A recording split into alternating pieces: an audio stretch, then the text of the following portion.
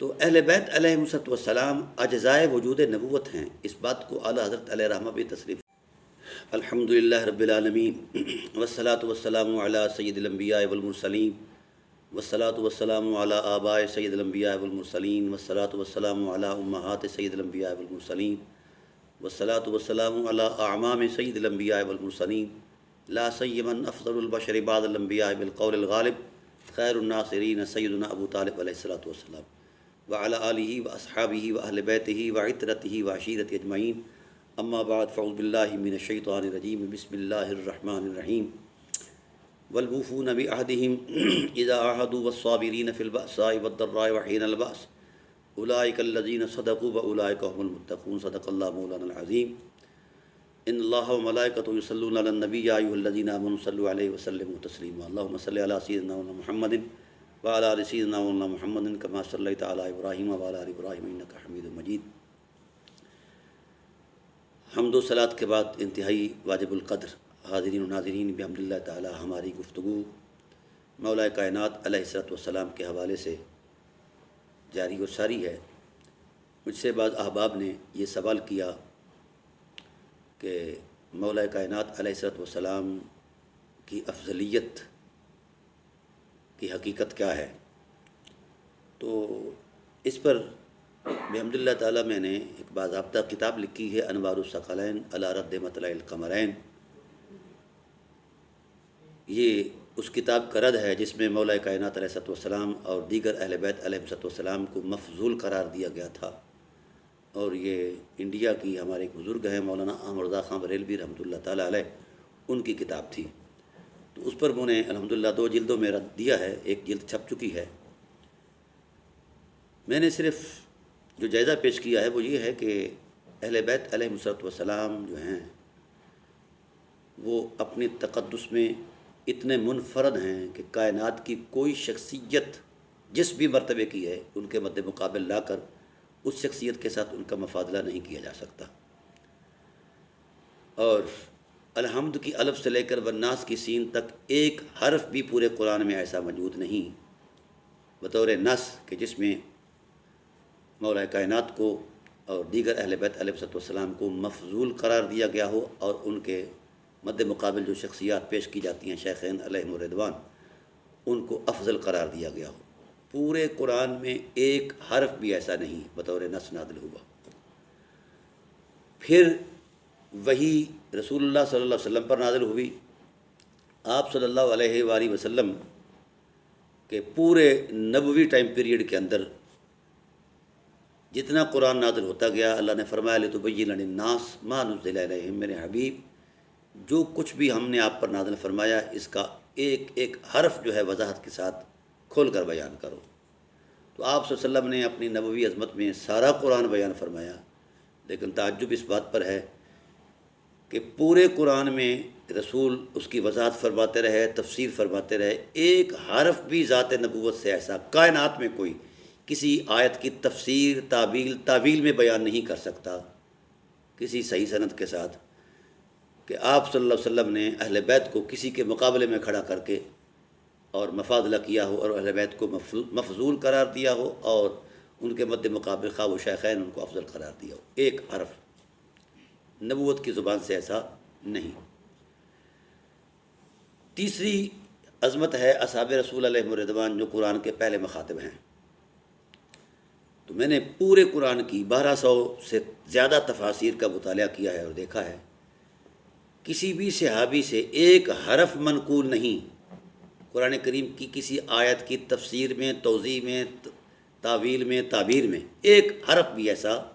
کہیں میسر نہیں کہ کسی نے ثقلین کو یعنی اہل بیت علیہ السلام کو اور شیخین کو سامنے رکھ کر کوئی مفاضلہ کیا ہو۔ تو اصحاب رسول علیہ الرضوان سے بھی یہ بات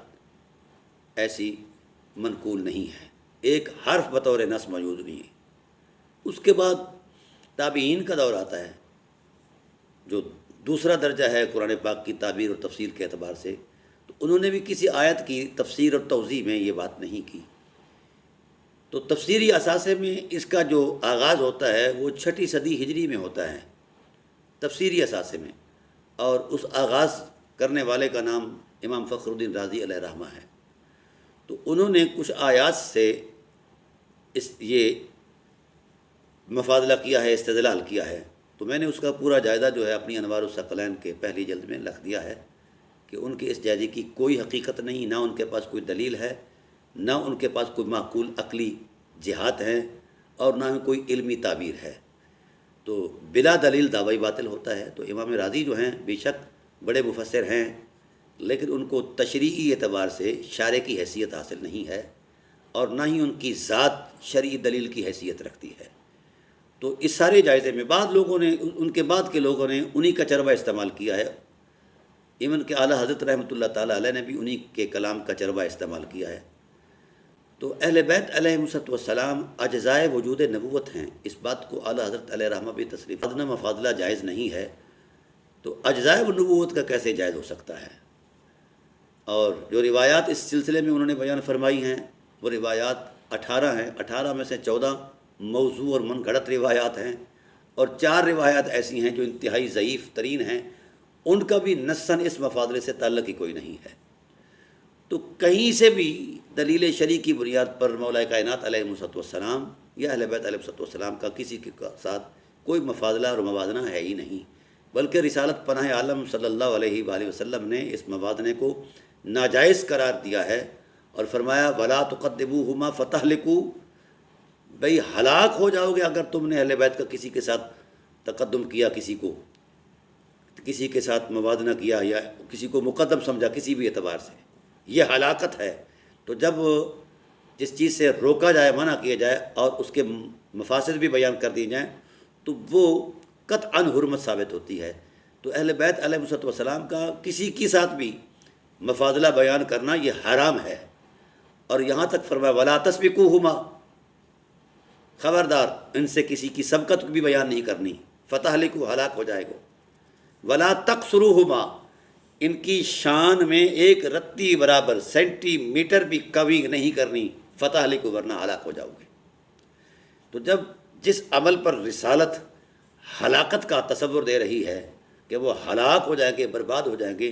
اب اس عمل کو مذہبی شکل دینا یہ تو امت کو ہلاک کرنے کے مترادف ہے۔ تو مولا کائنات ہوں یا اہل بیت علیہ السلام ہوں، کوئی بھی فرد عظمت کسی کے مد مقابل نہ پیدا کیا گیا ہے، نہ ان کو بیان کیا گیا ہے۔ اہل بیت علیہ السلام کا قرآنی آیات کے مطابق الگ سے تشخص ہے، الگ سے تقدس ہے، اور الگ سے تکریم ہے، وہ کسی کے مد مقابل نہیں، نہ ہی کوئی ان کے مد مقابل ہے۔ تو لہذا وہ لوگ جو یہ شوق پورا کرتے ہیں کہ اہل بیت علیہ السلام کا مفاضلہ کیا جائے، ان کے پاس نہ کوئی دلیل ہے، نہ اخلاقی حرمت ہے، اور نہ کوئی عقلی دلیل ہے کسی بھی اعتبار سے۔ اب آئیے مولا کائنات کو لے لیتے ہیں، اور دوسری طرف جو ان کے مد مقابل شخصیت پیش کی جاتی ہے حضرت سیدنا ابوبکر صدیق رضی اللہ تعالیٰ عنہ۔ آپ جائزہ لے لیں، ایک عقلی اعتبار سے ہی جائزہ لے لیں، بھئی غار ثور کے اندر ان کی اس حرمت کو بیان کیا جاتا ہے غار ثور کے تقدس میں، کہ وہ 3 دن کے پہرے میں ان کی شان اتنی بڑی کہ آسمان پر ان کی نیکی غالب آ گئی، زمین اپنا ستاروں پر ان کی نیکی غالب آ گئی، فلاں فلاں فلاں۔ تو اس میں کوئی شک نہیں وہ ہے، لیکن غار ثور کے وہ لمحات سب کو یاد ہیں، اور 3 سال تک مقتل نبوت پر علی قتل ہونے کے لیے جو سوتا رہا ہے وہ کسی کو یاد نہیں ہے۔ یہ افضلیت کا وہ معیار ہے جہاں کوئی نہیں پہنچ سکتا۔ اور پھر شب ہجرت وہ بھی قتل ہونے کے لیے مولا کائنات سوئے، تو بھئی غار ثور کا تقدس جہاں حفاظتی اقدامات موجود ہیں، کھانے پینے کے لیے اشیاء ضرورت موجود ہیں، اور ماحول بھی بڑا خنکی والا موجود ہے، بکری کا دودھ بھی موجود ہے، مکڑی کا جالا بھی موجود ہے، کبوتری کا انڈا بھی موجود ہے، فرشتوں کا پہرا بھی موجود ہے، یہ ساری چیزیں موجود ہیں، یہ ساری سہولتیں موجود ہیں،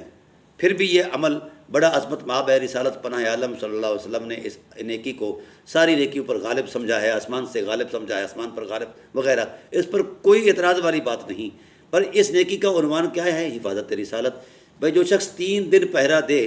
اس کا یہ تقدس ہے، اسے صدیق اکبر کہا جاتا ہے، اور جس نے 3 سال تک شیب ابی طالب میں وجد گناہ ہو کر مقتل نبوت پر سوئے کہ نبی قتل نہ ہو میری ذات قتل ہو جائے، تو یہ کس کھاتے میں جائے گا بھائی؟ اب ان 3 سالوں کا موازنہ ان 3 دنوں سے کیا کیا جا سکتا ہے؟ یہاں تو فرشتوں کی تعداد بھی لاتعداد موجود ہے،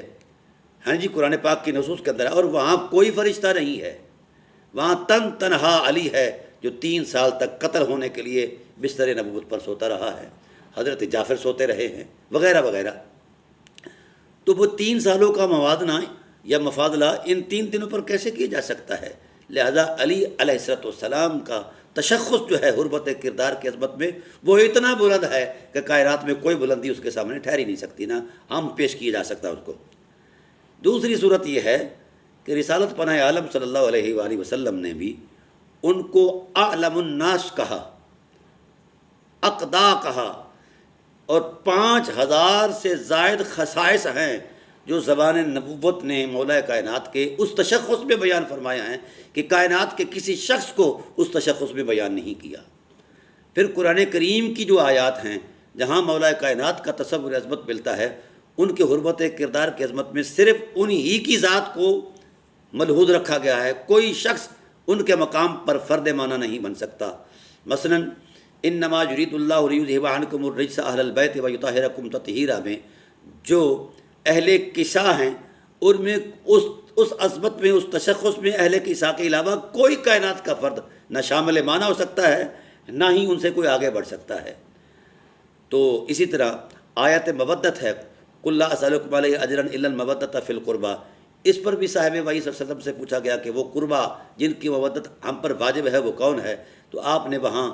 اہل بیت علیہ السلام کا نام لیا اور مولا کائنات کو بطور خاص بیان فرمایا ہے۔ تو پھر اس معنی آیت میں کوئی اور شخص کائنات کا کسی بھی اعتبار سے فرد معنی نہیں بن سکتا، لہذا یہ وہ افضلیت ہے جس کے سامنے مفضولیت کا تصور ہی نہیں دیا گیا۔ تو ہم کس سے کہیں کہ کس سے وہ افضل ہیں؟ نہیں، وہ علی الاطلاق افضل ہیں۔ وہ آیت کریمہ جو مولا کائنات علیہ السلام کو معنی آیت بنا کر بیان کیا گیا، آیت صلاۃ ہے، ان اللہ و ملائکتہ یصلون علی النبی یا ایھا الذین آمنوا صلوا علیہ وسلم تسلیما۔ تو اصحاب رسول نے کہا کہ یا رسول اللہ علمنا الصلاۃ، ہمیں صلاۃ سکھا دیجیے۔ تو حضور سید عالم صلی اللہ علیہ وسلم نے اللہ کی وحی کی روشنی میں بیان فرمایا، قولوا اللہم صلی علی محمد وعلی آل محمد کما صلیت علی ابراہیم وعلی آل ابراہیم انک حمید مجید۔ تو آل محمد میں مولا کائنات ایک منفرد شخصیت ہیں، تو اس اعتبار سے بھی اس آیت کا معنی وہ ہیں، دوسرا کوئی فرد کائنات کا کسی بھی اعتبار سے معنی بن ہی نہیں سکتا۔ تو اعلیٰ حضرت رحمۃ اللہ تعالیٰ علیہ نے بھی تفضیل کے 2 اعتبار قائم کیے ہیں، کسی کو کسی پر وصف مشترک میں تفصیل دینا، کہ یعنی کچھ لوگ عالم تو ہیں، ان میں سب سے زیادہ عالم کون ہے، یا افضل تو ہیں، سب سے زیادہ افضل کون ہے، تو وہ ہے وصف مشترک میں تفضیل۔ اور اگر وصف مشترک کا اعتبار کیا جائے تو جتنے اوصاف کے اندر اصحاب رسول علیہم الرضوان کی عظمت کو بیان کیا گیا ہے اور ان کے حرمت کردار کو بیان کیا گیا ہے، تو ان اوصاف میں وصف کی عظمت میں بھی سب سے پہلا عظمت معنی جو ہے وہ مولا کائنات کی ذات والا صفات ہے۔ مثلا سبقت ایمان جو ہے یہ ایک اعلیٰ تشخص ہے، اعلیٰ وصف ہے، اس وصف میں بھی رسالت کی گواہی موجود ہے کہ اولہم سلما وعالمہم علما، علی وہ ہے جو سب سے پہلے اسلام لایا ہے اور وہ ہے جو سب سے بڑا عالم ہے۔ تو یہ اوصاف زبان رسالت نے بیان فرمائے ہیں، اس میں کسی مذہب کی تراش خراش کا کوئی نہ اعتبار کیا جا سکتا ہے، نہ کسی کو قبول کیا جا سکتا ہے۔ وہ مذہب کوئی ہو، کہیں سے بھی آیا ہو، حجرے سے بھی آیا ہو یا کہیں سے بھی آیا، اس کی کوئی حقیقت نہیں ہے رسالت پناہ عالم صلی اللہ علیہ وسلم کے زبان اقدس کے سامنے۔ پھر اسی طریقے سے آپ صلی اللہ علیہ وسلم نے جو ان کی خصوصیات بیان فرمائی ہیں، ان کے ولایت کے ٹائٹل کو بیان فرمایا ہے، من قلت مولا وھذا علی المولا، یہ وہ تشخص ہے، یہ وہ انفرادیت ہے جہاں کائنات کا کوئی فرد نہیں کھڑا ہو سکتا، نہ سامنے آ سکتا ہے۔ تو میں نے 5000 کا ایک فگر دیا ہے، الحمدللہ تعالیٰ وہ ریکارڈ پر موجود ہے۔ تو چونکہ اب وقت کے دامن میں اتنی گنجائش نہیں ہوتی کہ ہم چھوٹے سے کلپ میں اتنی باتوں کو بالاستیاب بیان کریں۔ پھر جتنی بھی آیات آئی ہیں جہاں جہاں مولا، ہاں دوسرا اعتبار جو ہے فضیلت کا، وہ اعلیٰ حضرت فرماتے ہیں وہ ہے کہ جس میں صرف وہی صاحب فضیلت مفہوم ہو، مضمون ہو، اور وہی مقصود ایک متکلم ہو، دوسرا کوئی مقصود ہی نہ ہو اور دوسرے کو اس معنی میں بیان ہی نہ کیا جا سکے۔ تو بار اس اعتبار سے بھی جتنی آیات مولا کائنات کی حرمت میں آئی ہیں، وہ تمام آیات جو ہیں، آیات قصہ ہے، آیات مودت ہے، آیات صلاۃ ہے، یا اور آیات ہیں، وہ تمام آیات مولا کائنات کی اس حرمت کو بیان کر رہی ہیں کہ کائنات کا کوئی شخص، کوئی فرد ان آیات کا معنی نہیں بن سکتا۔ تو یہ وہ انفرادیت ہے، عظمت ہے، وہ تشخص ہے، وہ حرمت ہے، وہ افضلیت ہے کہ اس کے مد مقابل کوئی افضلیت ہے ہی نہیں۔ دو اعتبارات جو اعلیٰ حضرت نے قائم فرمائے تھے افضلیت کے، وہ دونوں اعتباروں میں